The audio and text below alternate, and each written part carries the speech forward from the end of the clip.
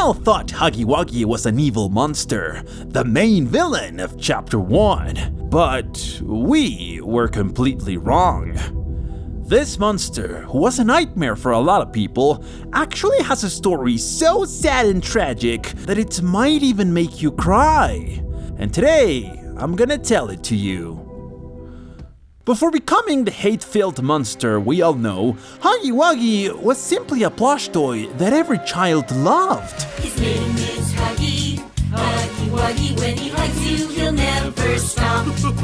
In 1984, Playtime Co created this special plush, which very quickly became one of their best-selling products. And shortly after, they turned him into the official mascot of the company. He was the companion of millions of childs, where hugs were his main function. Huggy Wuggy represented love and happiness for a lot of children. This, until Playtime Co. made a horrible decision.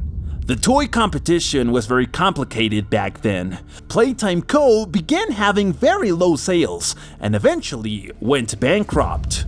That desperation led them to make extreme decisions. Instead of improving what already worked, they decided to bet on something much darker. Take their most popular toys and bring them to life, no matter what it took.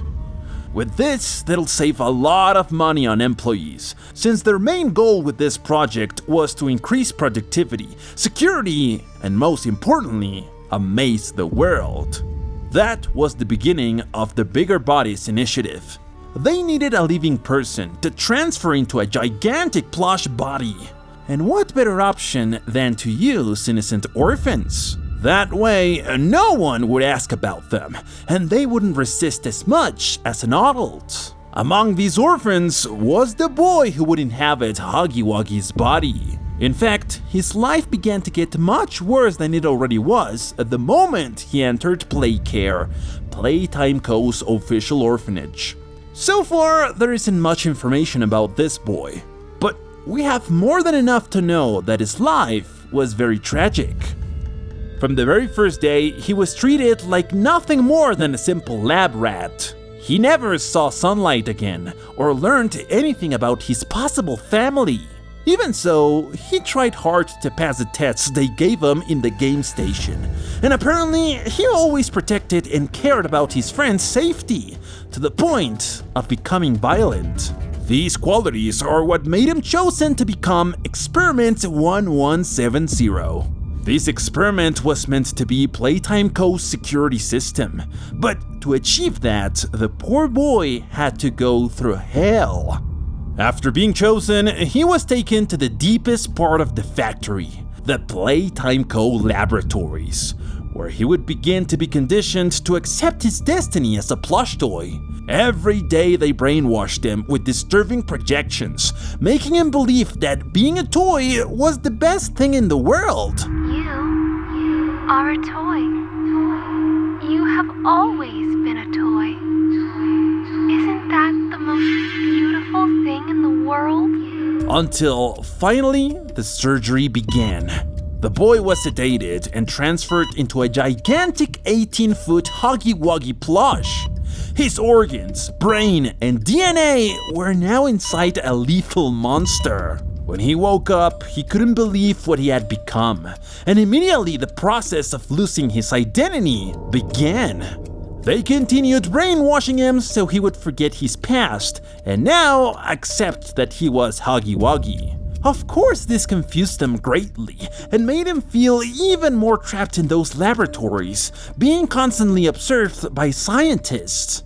But when he finally accepted that he was Huggy Wuggy, the worst part began: reprogramming. Here they taught him how to use his body, how to reason and react according to his new identity. Since he was the security system, his training was very different from the others. They punished him with pain every time he made a mistake or when he was about to lose control. They forced him to obey and even humiliated him to make him completely loyal and obedient. Okay, so when you hear the music, you move your little feet. And when the music stops, you make sure you're in the light, okay? Oh, look at you all go!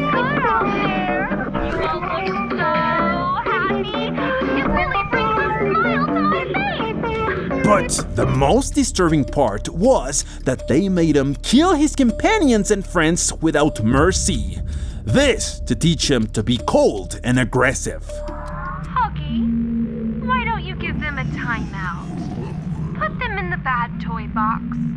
No, please, tell me who I am! Please, don't put me in the box! Don't put me in the box, I'll be good! Oh, please, don't put me in the box!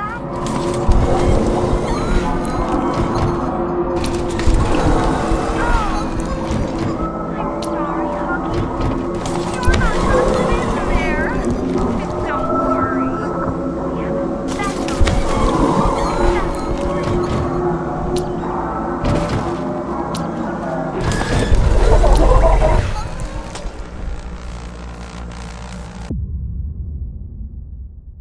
And every time he tried to rebel, they simply put him to sleep with the red gas, a gas that gave him horrible nightmares and headaches.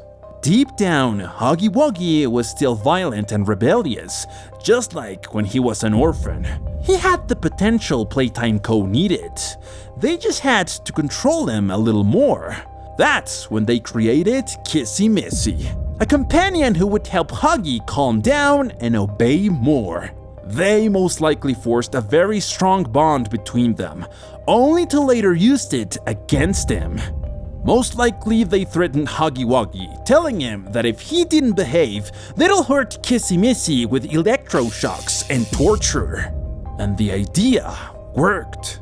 Now Huggy Wuggy had become the most perfect security system a company could have.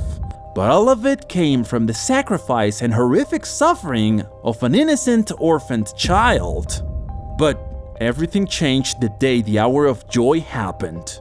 All the experiments rebelled against the entire Playtime Co staff. Many of them believed they'll finally be free and happy.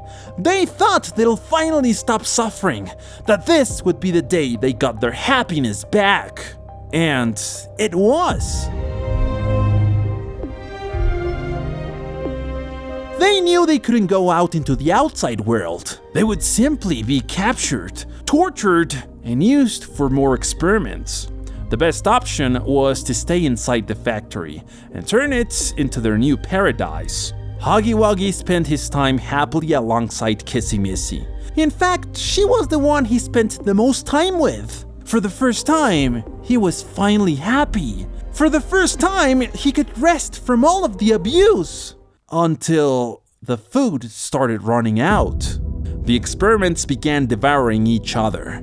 That's when different groups started forming. Some wanted to stay united, others only cared about surviving at any cost. Unfortunately, somehow the prototype managed to persuade and manipulate Huggy Wuggy into staying with them, and Kissy Missy was separated from her greatest friend. The prototype began using Huggy Wuggy's strength and violence for his own benefit. He made him more and more violent and more obedient than ever. And without Kissy Missy nearby, he was nothing more than a killing machine. That's how Huggy Wuggy spent a long time, isolated, manipulated, and with no purpose left in his life. In fact, he simply stayed at the entrance of the factory, with no one around him, possibly by the prototype's orders, but also possibly waiting for the day he would finally die. This until Player arrived.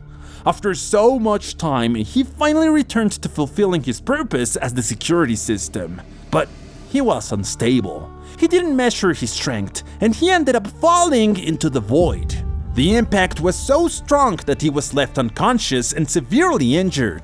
But the prototype still wanted him for his evil plans, so he didn't let him die. He literally tied his intestines back in, stopped the bleeding, and stole his arm to integrate it into his own body. Huggy Wuggy was now more furious than ever. Now he wanted revenge. And after some time, he began roaming the laboratories again, searching for Player. But here, the game showed us something that broke many hearts. When Player used the brainwashing projections, Huggy Wuggy would become hypnotized, staring at the image of his one and only true friend. Kissy Missy, the only being in the world who ever made him feel happy and calm again. As soon as he heard the projection starting, he would run incredibly fast just to see it. He still missed her. And when he was finally about to end Player's life, Huggy Wuggy saw her again. After so many years, the two best friends were finally reunited. You can even see that Huggy Wuggy can't believe it, and Kissy knows she can calm him down. But then comes the greatest tragedy of all.